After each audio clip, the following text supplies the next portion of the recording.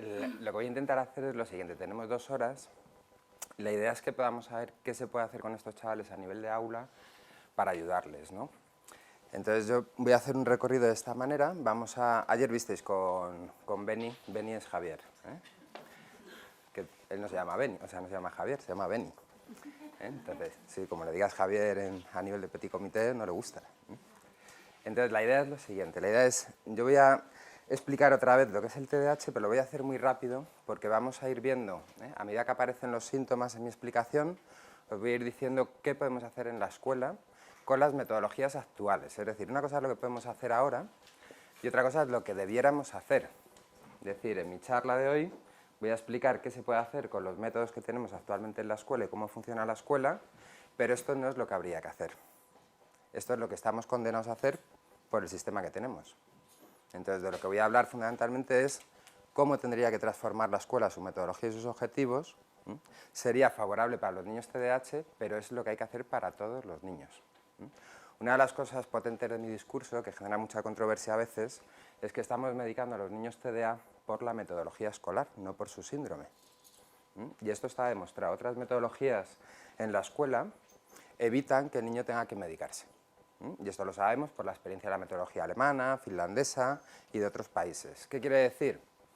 Que si yo tengo un niño celíaco y la escuela no tiene un menú para celíacos, le tengo que medicar para que pueda tomar el menú de todo el mundo. Y esto en el siglo XXI es una auténtica barbaridad. Entonces, pues posiblemente en mi discurso, la gente que estáis estudiando magisterio, pues veráis que hay cosas contradictorias con lo que estáis aprendiendo. Entonces, bueno, pues es un punto de reflexión. Entonces vamos a partir primero, ya sois bastante expertos porque escuchasteis a Beni.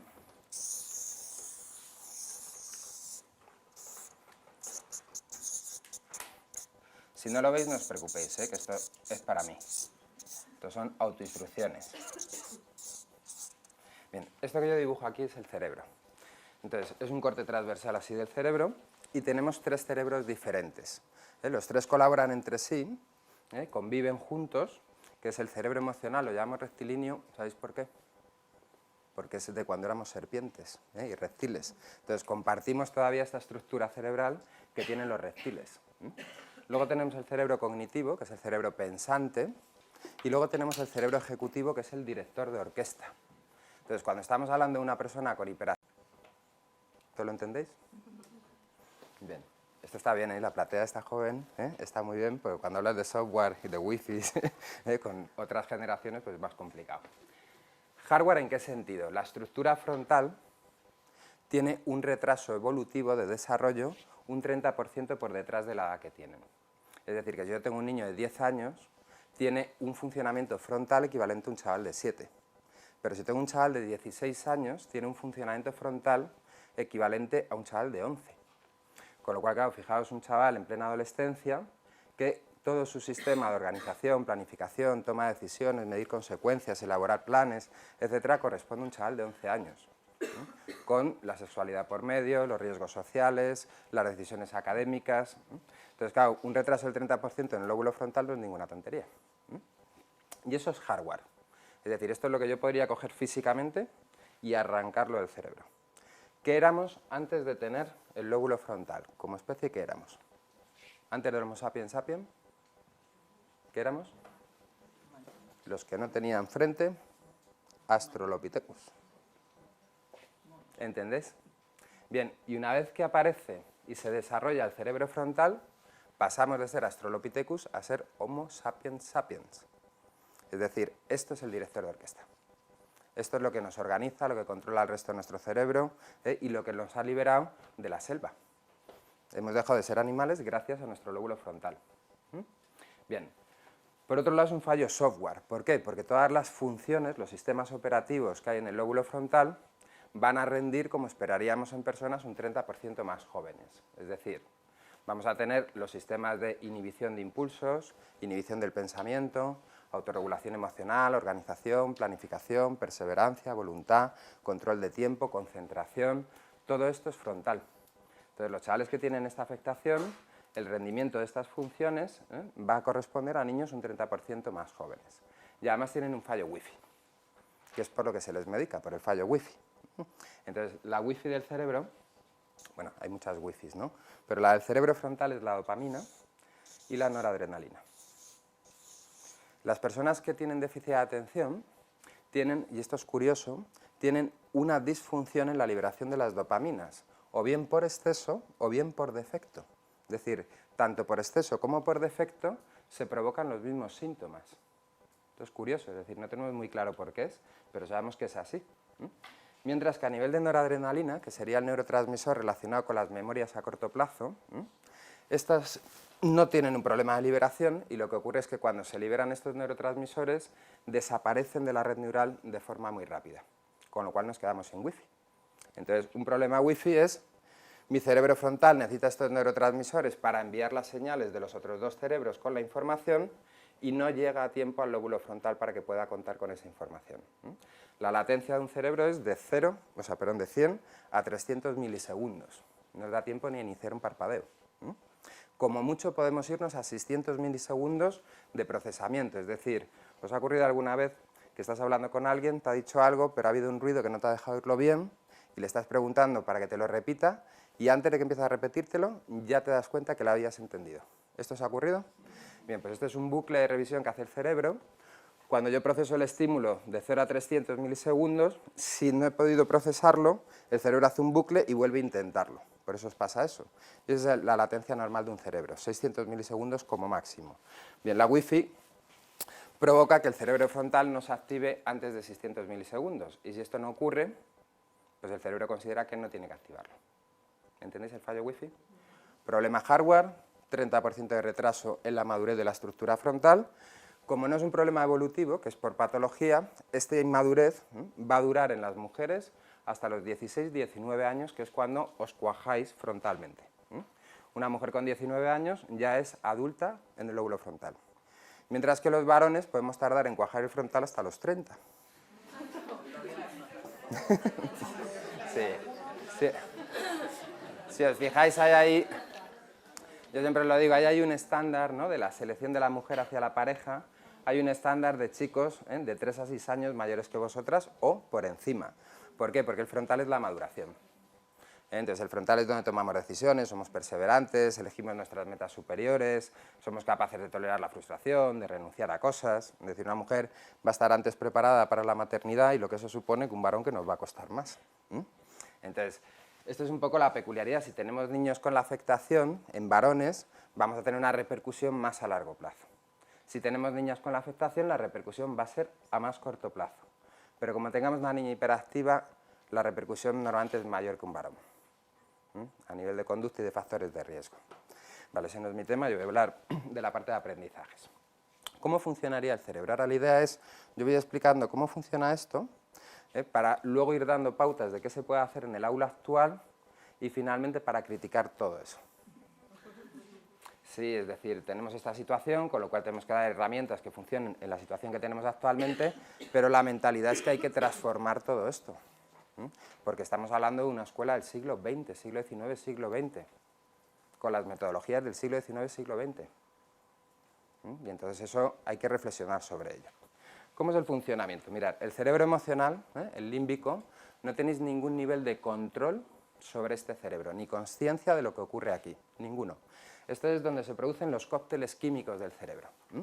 Entonces vosotros no tenéis ningún nivel de conciencia, estáis viendo la tele, mi cerebro límbico elabora su combinación química, lanza la señal y el cerebro cognitivo interpreta la señal. Lanzamos la señal y el cerebro cognitivo dice, me pica la pierna. Con lo cual, el siguiente pensamiento en 100 milisegundos, ¿cuál creéis que es? Así actúa el cerebro. El cerebro emocional elabora la señal química, la lanza al cerebro cognitivo, el cerebro cognitivo, si reconoce la información de esa señal, le da nombre, me pica la pierna, y automáticamente el cognitivo emite la primera respuesta para resolver la demanda, ráscate. Bien, pero si yo le digo al chaval, oye, no te rasques, que es una urticaria, y te vas a poner fino, vete a la nevera y te coges un hielo, y te das con el hielo.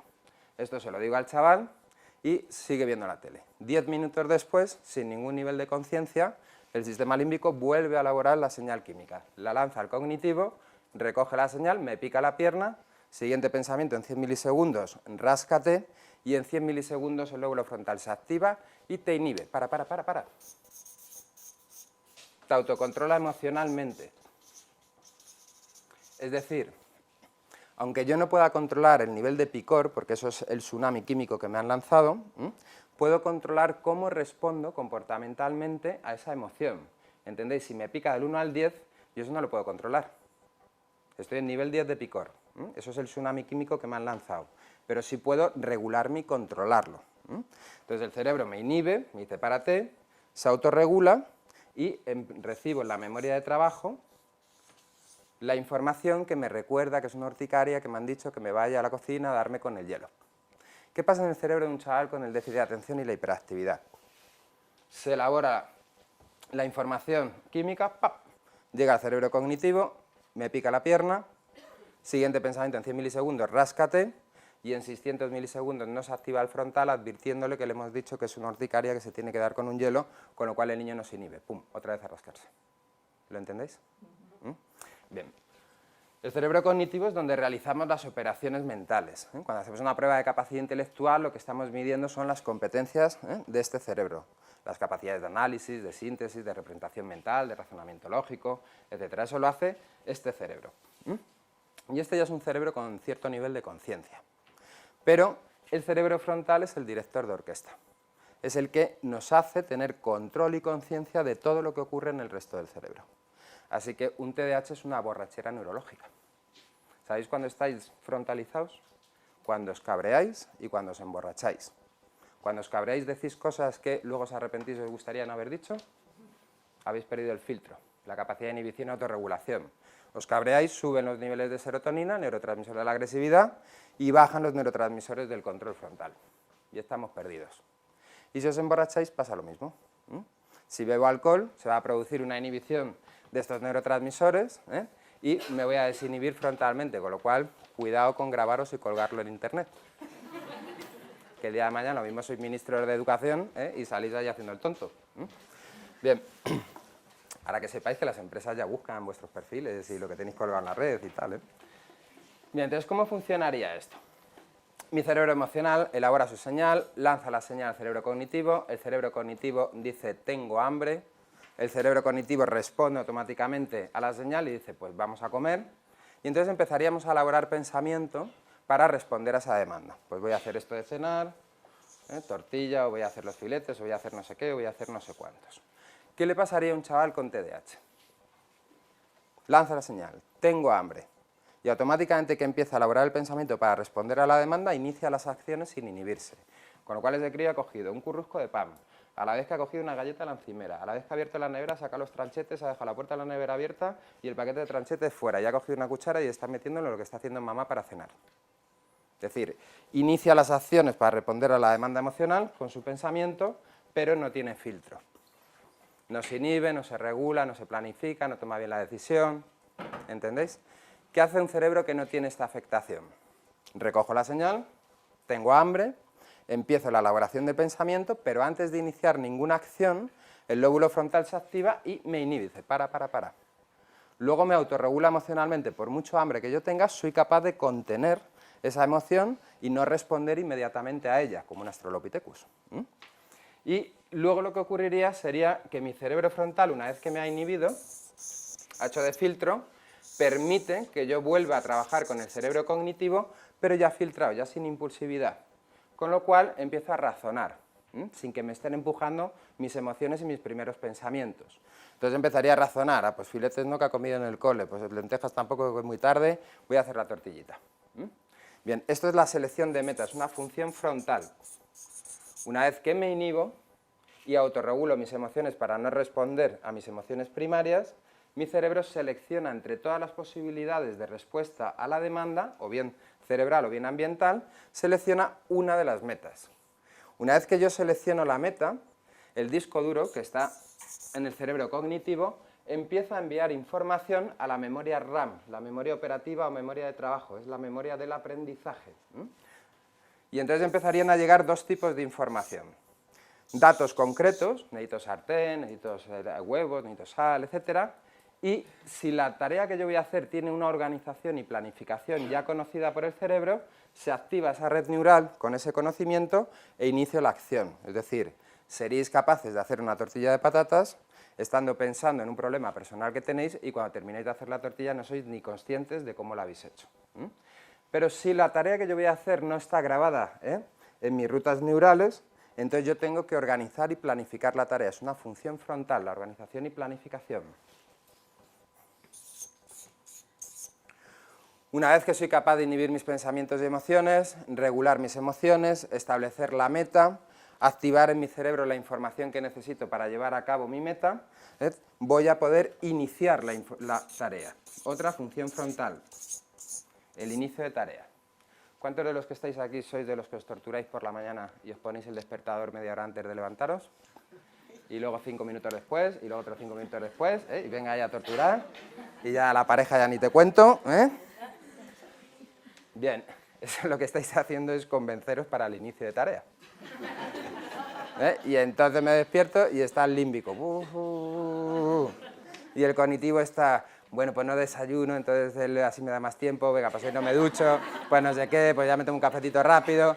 Y entonces llega Pepito Grillo, que es el frontal, y empieza, no seas idiota, que el otro día llegaste tarde, que vas con agobio, que no sé qué, e inicio la tarea. Bien, esto es una gran dificultad para un niño TDAH, el inicio de tarea, no se automonitorizan, no pueden hablarse en su cabeza de deja esto que te van a echar la bronca y vete ya a duchar porque si no te vas a quedar sin ver el partido, eso no lo puede hacer el cerebro de un TDAH. No puede mantener el foco en la meta a medio y largo plazo. La meta es, según aparece la demanda emocional o ambiental, respuesta inmediata, sin mantener el foco allí. Bien, luego todos estos sistemas tienen que estar conectados con los sistemas de voluntad-perseverancia, el control interno del tiempo, la autoevaluación y la concentración. Los chavales con déficit de atención no tienen problemas de atención, son máquinas atendiendo. El problema de déficit de atención es un problema de concentración que no tiene nada que ver con la atención. Luego lo vamos a ver las diferencias. Bien. Por lo tanto, los síntomas que presenta un niño con TDAH son la manifestación de su inmadurez frontal y su falta de conectividad Wi-Fi. Es la única patología que conoce. No, el otro día me han comentado que hay otra patología que pasa esto también, pero no me acuerdo ahora cuál es. Es la fibromialgia, me parece. Es la única patología que conocemos en el mundo donde el paciente es penalizado y castigado por la expresión de sus síntomas. Es decir, criticamos, penalizamos, castigamos la expresión de los síntomas de un paciente. Yo el ejemplo que os pongo siempre es si tengo un niño que tiene diabetes, está en un cumpleaños, están allí con la tarta, no sé qué, y le pega una hipo o una hiperglucemia, os aseguro que va a perder el control comportamental. Y se va a cabrear y va a pegar gritos y va a decir a su madre barbaridades, pero ¿qué pasa? Que todo el mundo sabe que ese niño está con la expresión de un síntoma, con lo cual, pues todos aguantamos el tirón allí sin penalizarle. Si es un TDAH, nadie contempla qué es la expresión sintomatológica. ¿Lo entendéis? Bien, entonces, ¿cómo se expresan los síntomas? Estos niños tienen impulsividad. Si son chavales con déficit de atención, la impulsividad es cognitiva. Si son chavales hiperactivos, es cognitiva y comportamental. Cuando hay hiperactividad, lo que hay es mayor gravedad en estas disfunciones. Entonces, la impulsividad, a nivel de aprendizaje, afecta mucho por lo siguiente. ¿Cómo te llamas? Irene, te ha tocado Irene. Vamos a hacer una tarea de la prueba de evaluación de comprensión lectora. ¿Estás preparada? Venga, yo te voy a decir una oración, que sería una que tú leerías, y luego te voy a hacer una pregunta. Los papúes de Norte de Australia van desnudos. ¿Cuál es el clima en Norte de Australia? ¿Por qué? ¿No? Estás en bloqueo cognitivo porque cuando tenemos ansiedad, estrés o depresión, se va a frontalizar como un déficit de atención. Le va a pasar lo mismo. ¿Qué es lo que te ha ocurrido? Me viene muy bien tu fallo. Le ha ocurrido lo mismo que le ocurre a un TDAH. Cuando yo leo, imaginaos la secuencia, estos son milisegundos, yo leo cuál es el clima del norte, ¿qué creéis que dice el límbico? Me la sé. El cognitivo activa en la memoria de trabajo, perdón, en la memoria a largo plazo, activa el recuerdo que hemos estudiado que van desnudos, con lo cual en 100 milisegundos, frío. Perdona, recordamos que los climas del norte son fríos. Frío. Y el frontal en 100 milisegundos activa y en mi memoria RAM llega, ojo que van desnudos. Gracias a que llega rápidamente al frontal, ojo que van desnudos, entonces el frontal sigue las tareas, inhibe, autorregula tu deseo de contestar, te filtra, vuelve la información al cognitivo, pero ya filtrada, sin impulsividad, y empieza a razonar. Digo, pues si van desnudos, ¿cómo va a hacer frío? Ah, pues será que hace calor, pues será un clima caluroso. Bien, esa operación mental se llama inferir, es una operación mental de alto nivel. Bien, todas las operaciones mentales de alto nivel requieren de niveles de inhibición y regulación constante, porque el cerebro siempre va a actuar con las operaciones más concretas, es un órgano muy ecológico, si puede resolver la tarea, la demanda en operaciones más concretas, lo va a hacer desde ahí. ¿Qué es lo que te hubiera ocurrido como TDA? ¿Cuál es el clima del norte de Australia? Frío, frío. Siguiente pregunta. Como no tienen el sistema de autoevaluación, no revisan, con lo cual no toman conciencia del error.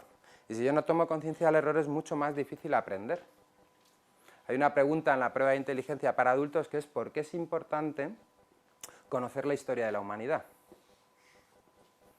¿Por qué crees que es importante conocer la historia de la humanidad? Para conocer nuestros errores y no volverlos a cometer. El gran filósofo español Julio Iglesias lo decía, ¿no? Tropezamos siempre con la misma piedra. Sí, esto es un problema porque si yo no puedo evaluar mis errores es mucho más difícil aprender de ellos. Y la probabilidad de que vuelva a repetir el error es muy alta.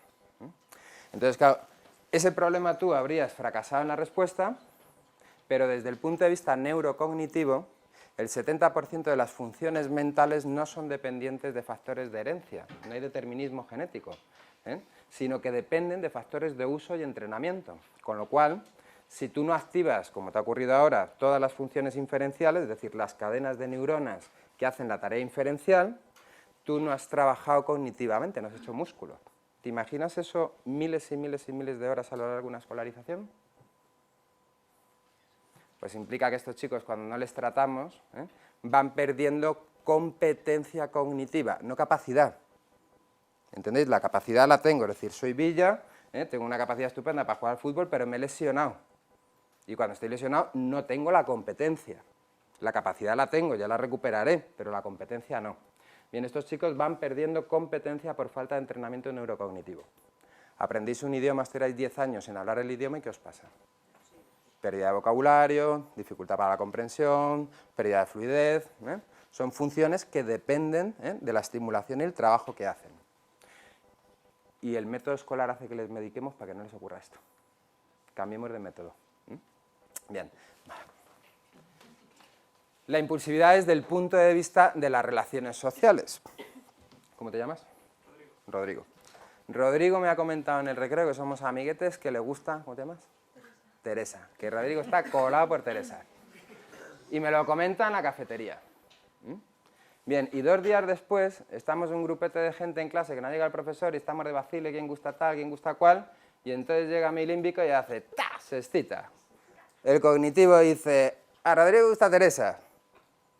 Y el ejecutivo haría, tío, cállate, inhíbete, regúlate, que se va a mosquear, que era un secreto, que no sé cuántos, con lo cual me inhibo, analizo las consecuencias, cambio mi primera meta, que era impulsivamente lo iba a soltar, pero luego me di cuenta que eso va a ser un problema.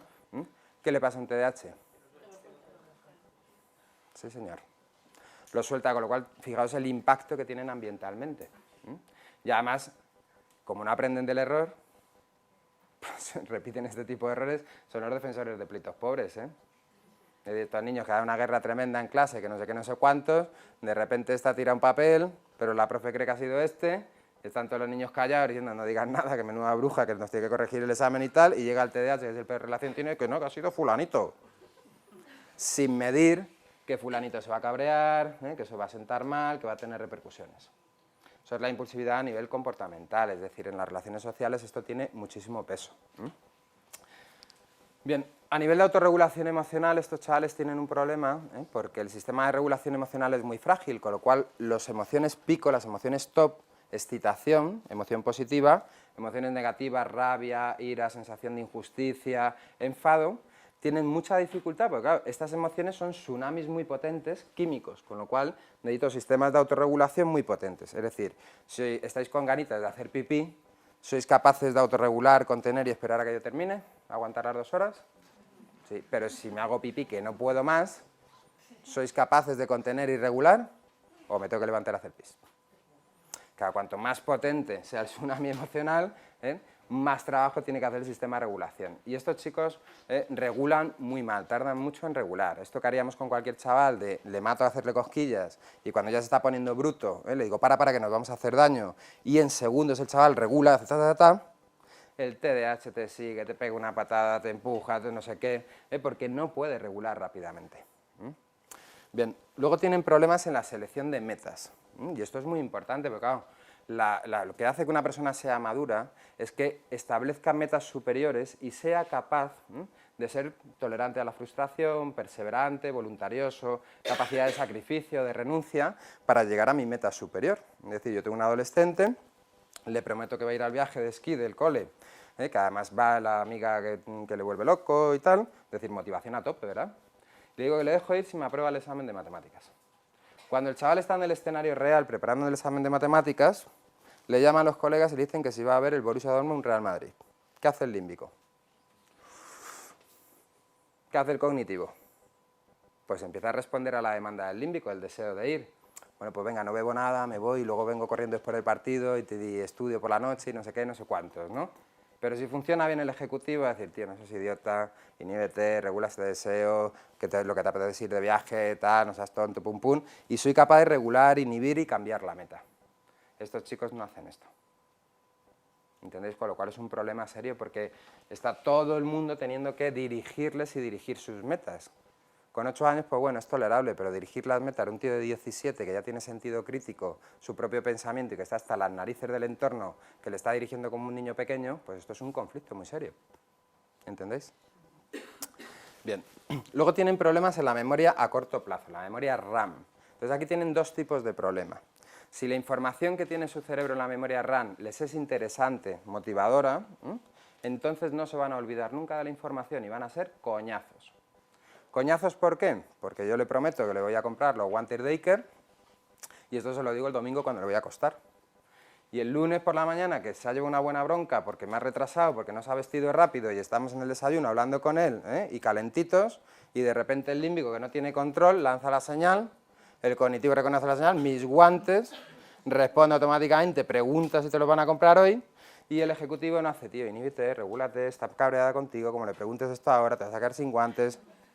Con lo cual el niño, en plena situación calentita y con la madre diciendo que desayunes ya, que me estás poniendo una moto, y dice que sí, pero vamos a ir a por los guantes.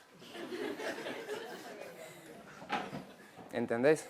Y esto la gente lo gestiona fatal, porque vivimos la expresión sintomatológica de estos niños como si fuera el problema. La conducta no es un problema, la conducta es la expresión de los síntomas. Bien. Sin embargo, la memoria operativa, aquí el fallo está en la falta de control en la inhibición y regulación. El límbico no tiene control y cada 2 por 3 me recuerda los puñeteros guantes.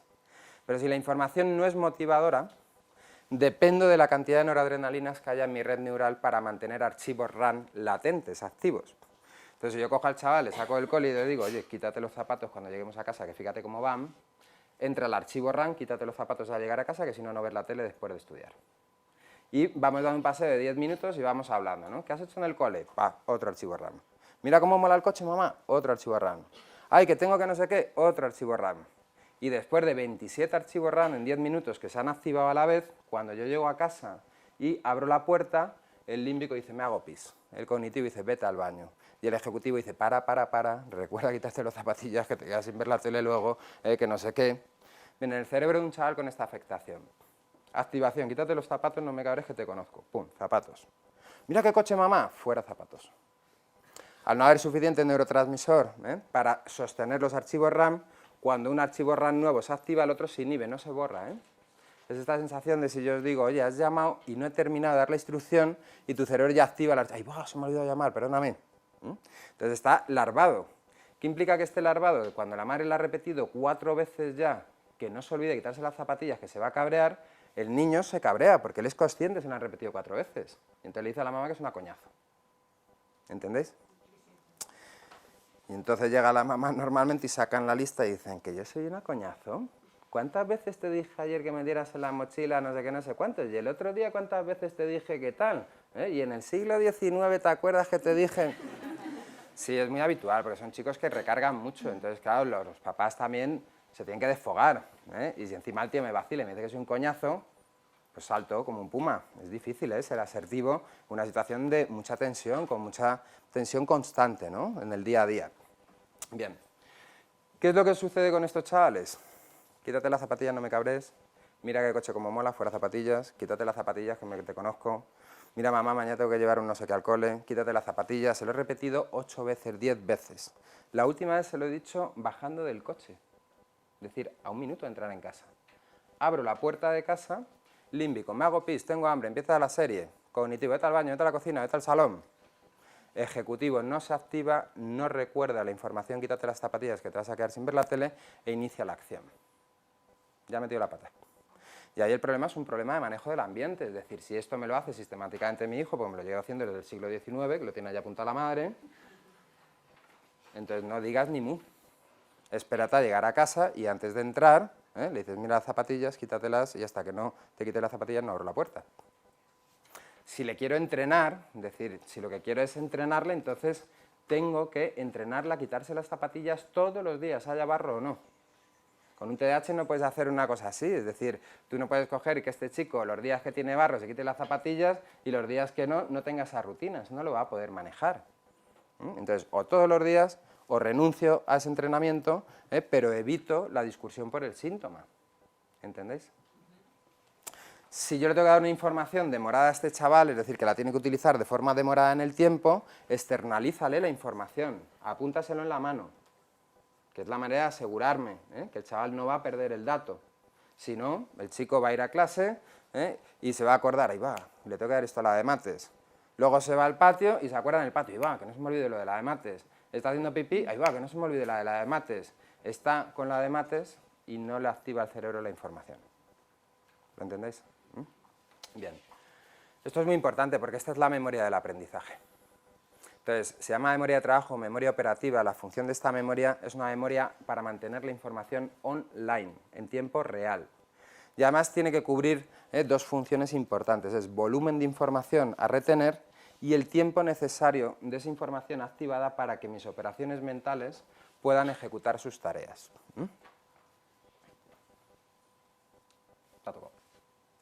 ¿Sabes sumar? ¿Sabes sumar? Sí. ¿Y restar?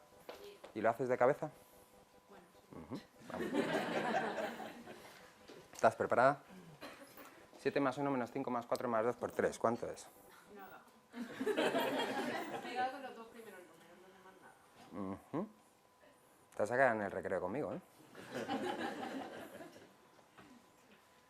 Dale, ¿por qué no puedes hacer la tarea si sabes sumar, sabes restar?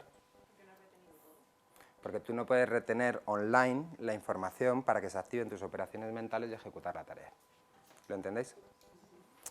Entonces, claro, si esto ocurre, el cerebro, que es un órgano inteligente, nunca mejor dicho, lo que tiene que buscar es una compensación. La mayoría de estos niños aprenden a través de la memoria no significativa. Las memorias donde el significado y el significante nos asocian. Aprender ríos, afluentes, nombres de reyes. Esa memoria dura 72 horas, 3 días. Si tú no estás repitiendo constantemente esa información se va a ir borrando. Entonces, a los maestros yo siempre les digo que hagan una prueba científica, clínica, nada de impresiones personales. Pon el examen a tus alumnos advirtiéndoles de qué día es el examen, los contenidos, todo perfecto. Y 3 días después repíteles el mismo examen con puntos y comas sin advertirles y cotejar las notas. No os podéis imaginar las desviaciones que hay en nota, del día que saben que tienen el examen a 3 días después. Si eso se produce, que no es una opinión personal, que es ciencia, ese niño no ha hecho un aprendizaje significativo, no ha interiorizado y personalizado la información. Eso no vale para nada, absolutamente para nada. El aprendizaje por memoria no significativa tiene el mismo valor a nivel de entrenamiento neurocognitivo que estar ver pasar las olas del mar. Está estudiado y publicado, Es decir, el aprendizaje por memorias no significativas es equivalente a nivel de estimulación neurocognitiva a ver las olas del mar pasar. Con lo cual está muy bien que los chicos vayan al aula a ver las olas del mar pasar. Bien.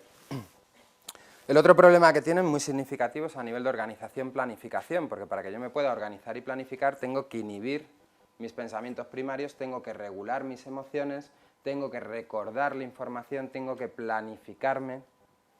Entonces, si yo no puedo hacer toda esta secuencia operativa, ¿cómo voy a llegar al estadio de la organización-planificación? Entonces son un desastre. Entonces están los papás y los profesores, pero es que tiene que ser ya autónomo, es que tiene 14 años, es que hay que empezar a dar autonomía. Digo, vale, O sea, que el que va en silla de ruedas, como tiene 18 años, ya tiene que apañarse él con la silla de ruedas y adquirir autonomía. No, son niños disfuncionales, tienen una disfunción cerebral. Que fíjate, es curioso, porque siendo una disfunción, si son hiperactivos normalmente es crónico el tema, hasta la vida adulta se mantiene esto con menos afectación.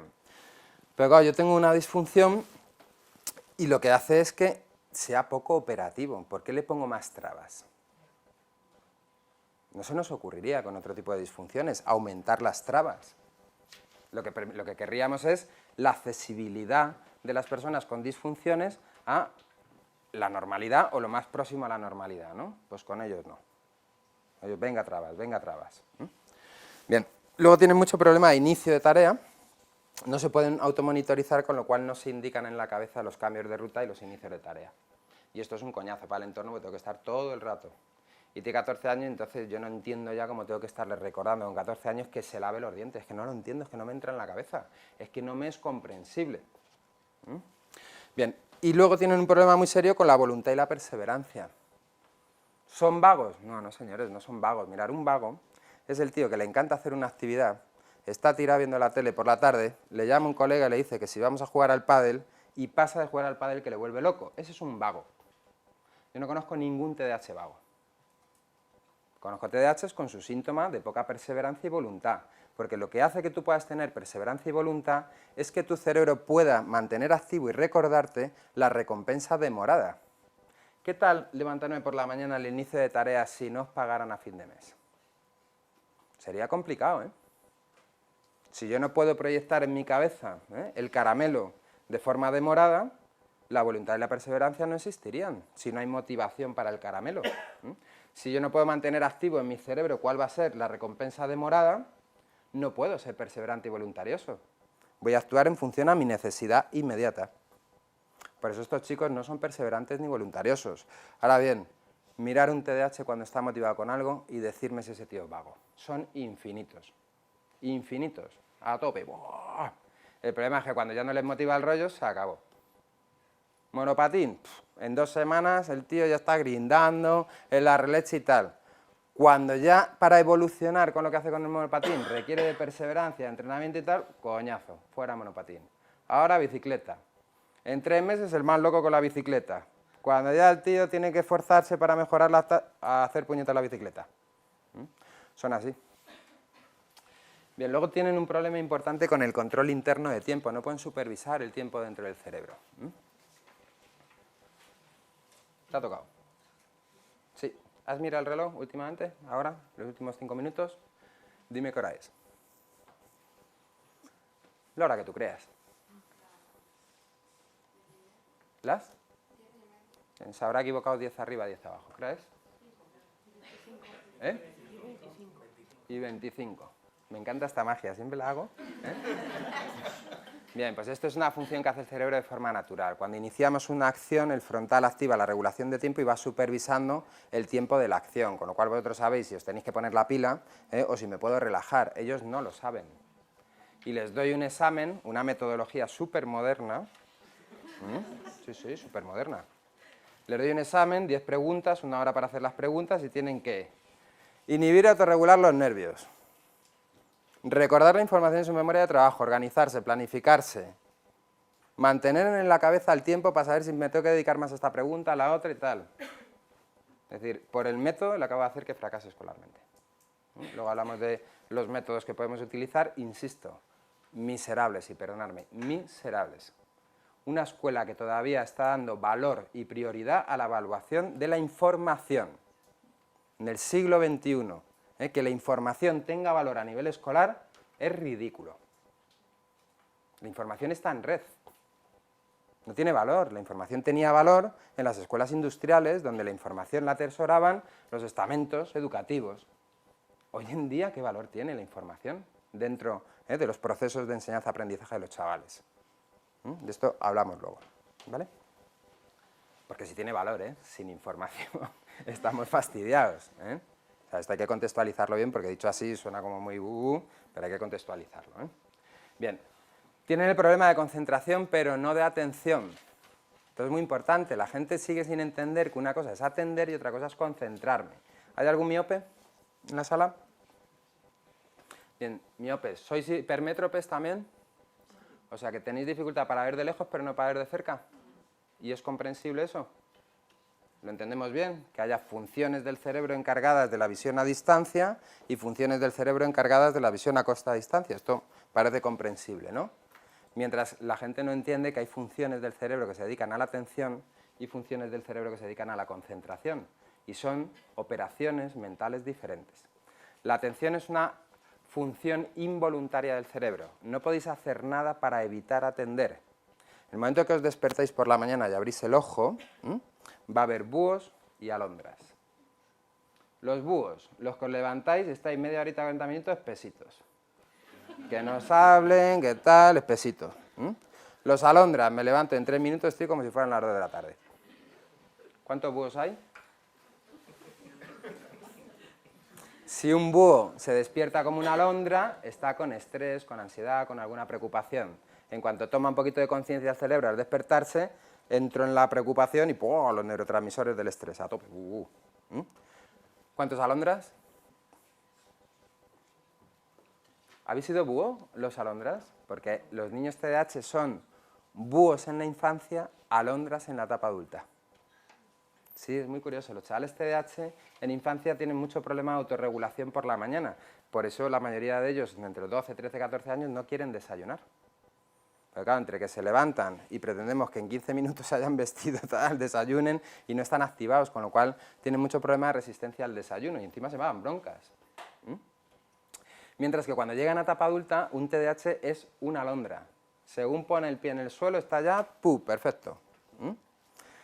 Bien, ¿qué es la concentración y qué es la atención? La atención es una función, son muchas funciones, pues está repartido por toda la estructura cerebral, y yo no puedo evitar atender. Es imposible. En el momento que el cerebro entra en alerta, lo que llamamos el arousal, el sistema de alerta, en este momento mi cerebro va a captar cualquier estímulo que considere relevante. Si huele a quemado lo vas a captar y vais a dirigir la atención. Si empieza a oler a quemado aquí.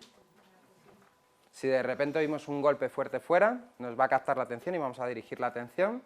Bien, eso es la atención. El sistema de captación estimular es involuntario, yo no puedo hacer nada para evitarlo, a no ser que esté dormido, que ese sistema estaría apagado, o que esté concentrado, donde ese sistema estaría inhibido.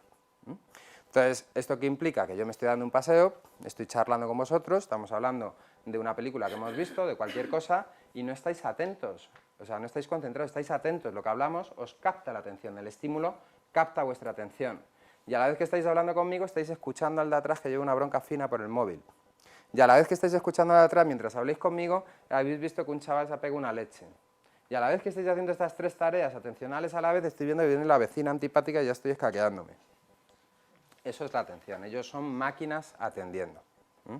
La atención es la que utilizamos para videoconsola, ordenador, tareas de juego, interés personal, motivación. Por eso un niño TDA nunca tiene problemas atencionales ante una tarea de motivación. Funcionan. Si yo estoy motivado, el límbico dispara señales dopaminérgicas a tope, es decir, se automedica. El frontal a tope de conectado. Pero como no esté motivado, fallo de la wifi. Entonces, esto es muy importante porque, claro, muchas veces la impresión es, vaya cara que tiene. Para lo que le interesa, bien que se concentra. En la videoconsola, bien que puede estar horas. O viendo la tele, bien que puede estar horas. Pero claro, si vosotros os fijáis, este niño, si el profesor le motiva, ese año va divino en la asignatura de ese profesor. Si viene enchufado del cole porque le han felicitado por no sé qué, siendo un desastre todos los días en casa, ese día que le han felicitado por no sé qué, el tío no le tengo que decir nada, se pone a estudiar, me ayuda a poner la mesa para la cena. Entonces hay veces que vienen con la bombilla activada, ¿no? Pues no, lo que vienen es motivados, ¿entendéis? Bien, y la concentración es otra cosa. La concentración es una función voluntaria y consciente del cerebro, es decir, es la gran función frontal, de hecho. Hay un libro interesante de José Antonio Marino, que es La selva del lenguaje. José Antonio explica, fíjate, José Antonio Marino no es especialista en esto y sin embargo ha escrito los mejores libros que yo he leído sobre funcionamiento frontal. La inteligencia ejecutiva de José Antonio Marino, el libro de la inteligencia ejecutiva, es un espectáculo. Y él no es especialista en esto, pero lo hace tan bien, lo explica tan bien, es tan cotidiano explicarlo, que la gente lo entiende. Porque yo puedo saber mucho de esto y si no soy capaz de transmitirlo, pues entonces la información es para mí. Bien, entonces vamos a la concentración. La concentración es una función voluntaria y consciente, requiere de funciones frontales como la perseverancia y la voluntad. Con lo cual, cuando yo me concentro es porque yo decido voluntariamente dónde voy a poner mi foco de atención. No son los estímulos los que captan mi atención, porque incluso puede que el estímulo no esté presente en el ambiente. Decido leer un libro que no está presente en el ambiente, que lo tengo en la biblioteca o en la mochila. Entonces yo siempre os pongo el ejemplo de la playita, estoy en la playa, tumbado, en la tumbona, y estoy en alerta, porque si no estaría dormido o concentrado. Y entonces estoy oyendo a la señora al lado hablar por el móvil, estoy escuchando a los niños de atrás, llevan media hora que se quieren bañar, estoy viendo el que viene con los pareos, huelo al pescadito, del chiringuito, todo eso es alerta atencional, captación estimular involuntaria y dirijo la atención, sí, mi cerebro pues la ha captado la atención. Y decido que me pongo a leer. Si yo decido que me pongo a leer, esta es la primera fase de la concentración, la selección voluntaria consciente de dónde voy a poner el foco atencional. Y entonces empiezo la primera fase de concentración, se llama focalizar. Entonces dirijo con voluntad, con esfuerzo, con perseverancia, mi atención a la lectura. Empiezo a leer. Y al cabo de un ratito de estar leyendo, no sé ni lo que estoy leyendo porque estoy enganchado a la conversación de la señora de al lado. ¿Os ocurre? Bien, no es que os hayáis desconcentrado, es que todavía no os habéis focalizado. La alerta sigue trabajando y captando ese estímulo. Bien, vuelvo con perseverancia, voluntad, esfuerzo, a dirigir la atención y empiezo a leer otra vez. Y me pongo a leer y al rato de estar leyendo, no sé ni lo que leo, porque estoy pensando que no se me puede olvidar, comprar los yogures, que ayer se me olvidó, tal. Vuelvo otra vez con perseverancia, voluntad. ¿Cuántas veces que os ha pasado esto habéis hecho así con el libro? Bien, ellos están condenados a no hacerlo. O sea, vosotros, que sois adultos, estáis con una tarea de motivación y placer, que es leer una novela en la playa, y abandonáis la tarea por el nivel de dificultad y esfuerzo y frustración, y a ellos les condenamos diariamente a hacerlo. Y además les gritamos, y además les amenazamos, y además les anticipamos escenarios desagradables, y les penalizamos. Todo súper motivador. Y todo ello para hacer una tarea que no es necesaria para recibir información. Es así de claro. Ponle un audiovisual. Se acabó su dificultad, no necesita el sistema de concentración para el audiovisual. Transmítele la información a través del audiovisual en lugar de a través de un canal que requieren las funciones de concentración. ¿Que es importante leer? Sin duda que es importante leer. ¿Que hay que entrenarle la lectura? Y sin duda que hay que entrenarle la lectura, para cuando estos chicos no tengan este fallo de wifi, la competencia la tengan adquirida. Pero mientras yo no puedo utilizar la competencia por mi interferencia neurológica, cambia el soporte de transmisión de información. Y no lo hacemos. Y venga a leer los textos maravillosos de las editoriales, fantásticos, vamos, son divinos. Y lo digo en serio, son mediocres. Son mediocres, sí es verdad, es que son mediocres. Tú ves la documentación que hay en internet a nivel audiovisual, que está hecha por los gurús de las universidades o no sé qué, es que estamos haciendo tonterías con los chavales.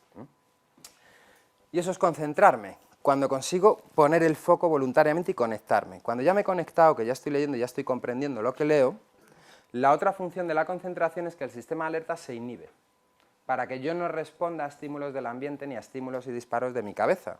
Y eso es lo que me permite sostener el foco, es decir, sostener la atención en el foco, sin distraerme a lo largo del tiempo. ¿Sabéis cuál es el tiempo máximo de concentración de un niño por debajo de 16 años? 15. 15 a 20 si están muy cuajados frontalmente.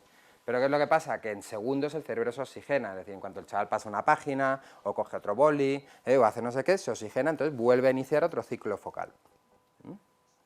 En un adulto, ¿sabéis cuánto es el tiempo máximo de concentración? El máximo, está medido. 30. El máximo estando muy bien, frontalmente y descansadito y sin agobios y sin estreses, llegamos a 30. Lo mismo con oxigenaciones muy rápidas y vuelvo otra vez a foco atencional. Bien, para ellos eso es una paliza. La función focal tardan entre 3 y 5 veces más ensayos que el resto de niños, es decir, pueden tardar media hora en focalizarse. El coste en fatiga es 3-5 veces superior, lo que significa un consumo de glucosa 3-5 veces superior al cerebro normal. Las curvas de rendimiento, claro, como les pega la pájara por bajón de la glucosa, son muy pesados con que comer pan, con no sé qué, con no sé cuántos, porque necesitan liberar las glucosas, el azúcar. Y con toda esa paliza que se ha pegado el chaval, ese nivel de fatiga, y un ambiente súper agradable, motivador por detrás para que se concentre, muy relajante, el chico ya está conectado, y el sistema de alerta atencional entre el tercer y el quinto minuto se activa otra vez y ya está procesando estímulos del ambiente sin poderse focalizar. Pero fijaos, cuando una persona que no tiene el problema se ha focalizado, aunque les cueste un montón, ¿vale? Estáis en la playa, os ha costado un montón focalizaros, ya estáis focalizados, ¿eh? Cuando yo llego y te digo, oye cariño, ¿dónde has dejado las llaves de no sé qué, que me voy para casa? Y despisto, ¿eh? Y empiezas a decirme, pues yo creo que está en el bolso, pues mira a ver ahí, pues mira a no sé cuántos, después de 2 minutos de haberte distraído, cuando tú vuelves al foco, no te tienes que volver a focalizar, sigues focalizado. Mientras que las personas que tenemos el TDA, como me saques del foco, vuelvo a iniciar el ciclo focal. ¿Entendéis? Y es una paliza. El adulto, sin embargo, tiene dificultad focal todavía, pero cuando nos focalizamos nos abstraemos. Es decir, el adulto, el residuo en déficit de atención de un adulto es mucha dificultad de focalización, pero una vez focalizado, la inhibición de la alerta es tremenda. Es decir, que a veces me tienes que dar para que te estoy hablando. ¿Entendéis? Pero como me desfocalices, más crujido. Porque he tardado media hora en concentrarme, me desfocalizas y tengo que volver otra vez al esfuerzo del foco. Eso es el TDA. La H, cuando esto es más grave, la disfunción es más grave, entonces la afectación frontal es más grave y ya tiene repercusión a nivel comportamental. Los niños hiperactivos son hipercinéticos, igual que lo sois cualquiera de los que estáis aquí. Es decir, no define la hiperactividad la inquietud motora. Este es uno de los grandes errores. La hiperactividad no está definida por la inquietud motora. La inquietud motora la tenemos todos por lo siguiente. ¿Qué creéis que os pasaría si yo os empiezo a aburrir? Vuestro cerebro mantendría el nivel de alerta ante el estímulo, empezaría a bajar el nivel de alerta. Bajaría el nivel de alerta, ¿verdad? Entonces tenéis dos opciones. O te vas quedando encabezadas, o, como me imagino que os dará corte, ¿no? Os estoy viendo, empezaréis a activaros motóricamente. O sea, motóricamente porque el sistema motor es el sistema primitivo del cerebro. Si mi sistema arousal baja el nivel de activación, el sistema motor vuelve a activarme, con lo cual empezaríais con la pierna, tac, tac, tac, tac, tac, con los dedos, tic, tic, tic, tic, tic, tic, las uñas. Y lo que estáis haciendo es activar el nivel de arousal. Cada niño TDAH está viendo la tele y está clavado. Pasa a estudiar y en 3 minutos la actividad y el estímulo del entorno no le mantiene los niveles de arousal activos y empieza a moverse la silla, se le cae el boli, no sé qué, se quiere ir al baño 48 veces, tiene sed. Es que se intenta escaquear, ya. Es lo mismo, igual de desesperante. Imaginaos 5 horas y yo empiezo aquí a recitar el Quijote. ¿Qué creéis? ¿Vais a estar inquietos? ¿O dormidos? Así que, profes, cuando la clase esté inquieta, les estáis aburriendo. Sí, señor. Si la clase está inquieta, les estáis aburriendo. Así que habrá que plantearse lo que estoy haciendo. Bien. Vamos a ver lo miserable. ¿Lo miserable a qué me refiero? Lo miserable es lo que podemos hacer dentro del sistema. Y de cómo tenemos un sistema con una metodología del siglo XIX, siglo XX. ¿Qué se puede hacer? Yo que voy a hablar de tecnologías y utilizo esto. Sí, el problema mío es que yo no puedo hacer multitarea por mi problema de déficit de atención, entonces como me pongo a hacer multitarea me pierdo. Ya lo he intentado, lo de los PowerPoint y tal, pues al final para mí eso es un lío tremendo. Sí, la gente dice, joder, ¿qué memoria tiene? No sé qué. Y digo, no, yo es que este rollo lo cuento 28.000 veces. Entonces la memoria está muy trabajada. No, es que no pierdes el hilo del discurso, ya, nos ha jodido. Bien, vamos a lo que se puede hacer en la escuela con la metodología actual. ¿Qué quiere decir esto? Que esto no es lo que hay que hacer, esto es lo que se puede hacer, no es lo que hay que hacer. Esta es la clave. Cosas que sabemos a nivel científico, no en opiniones personales, sino a nivel científico. Sobre todo, el que más ha estudiado las medidas escolares es el gurú del TDAH, que es el señor Russell Barkley. Tiene un estudio con 3.000 alumnos durante 15 años, es decir, darme estudios clínicos con 3.000 personas y 15 años de investigación. Con grupos muy diferentes, es decir, que es muy peculiar lo que ha hecho este señor. Nadie se planteaba hacer estudios en metodología escolar. Entonces, llega a Barkley y lo que descubre son 4 cosas que les ayudan de verdad. Una cosa que les ayuda de verdad, daros cuenta, ellos tienen problemas de organización, planificación, monitoreo, impulsividad. Y yo llego con el examen, que tengo que coger el examen, controlar mis nervios del examen, organizarme y planificarme, leer todas las preguntas, decidir mentalmente cuáles son las que me sé mejor y las que me sé peor, organizar temporalmente mi secuencia de acción. controlar mis impulsos, hablarme a mí mismo de cómo lo voy a ir pautando, controlar el tiempo. Entonces el niño te coge el examen, primer estímulo, primera pregunta, que encima es de las que se sabe peor, y ya está bloqueado ahí. Sin regulación temporal. Con lo cual, cuando pasa el profe por al lado y ve que no ha empezado a escribir, dice, llevamos 20 minutos, súper tranquilizador. Llevamos 20 minutos, te queda la mitad de tiempo para el examen, tú que te bloqueas, súper tranquilizador, muy pedagógico, muy didáctico, y además con una mentalidad de ayudar al chaval. Date prisita que te quedan. Tú verás qué estás haciendo. ¿Entendéis? Bien, lo que descubrió es que los exámenes secuenciados, y el examen secuenciado es una cosa que es muy tonta, yo llego al alumno y leo con él las preguntas para evitar los errores por impulsividad como le ha ocurrido antes a la compañera. Leo con él las preguntas, una por una. Primera pregunta, ¿qué tal te la sabes? Está divina. Segunda pregunta, ni idea, profe. Tercera pregunta, regulín. Cuarta pregunta, esta me la sé muy bien. Bien, lo que estoy haciendo es lo que haría el cerebro de forma autónoma si no tuviera el problema. Bien, una vez que hago esto, yo establezco la secuencia al chaval. La primera pregunta, la que mejor se sabe, luego la otra y tal. Le doy secuenciado el examen. Que muchas veces, fíjate que la secuencia es simplemente llevar tu examen preparado en 10 folios. O sea, hacer 10 preguntas. Pues aún así a veces tenemos problemas, entonces no, te doy el folio, te doy un papel para que vayas tapando el folio y te pongas... Y dices, pero bueno, si tiene un problema de organización tremenda, ¿cómo que le das un folio para que vayas corriendo el folio para las preguntas? Dale folio a folio. Te doy el folio, control de tiempo con cronómetros digitales, marcha atrás, el niño no puede revisar la información temporal, con lo cual, si yo miro el reloj y le digo, cariño, cuando la aguja llegue al 5, y cuando el niño toma conciencia del tiempo y mira a ver dónde está la aguja está en el 25. Entonces ellos tienen que, cuando ven el reloj, tienen que ver que se come el tiempo para que el cerebro entre en alerta y empiecen a supervisar, si no, van a perder la previsión temporal. Bien, les doy el tiempo de examen, por pregunta. Cuando termina el tiempo, retiro la hoja. La haya terminado o no la pregunta, retiro la hoja. Le doy la segunda, la tercera, y cuando llego ya a las preguntas que se sabe mal, hago lo mismo que haría el cerebro de otro niño. Le planteo si quiere terminar las que se sabe bien o quiere lanzarse a por esas. Oye, ¿quieres alguna de las anteriores para terminarla?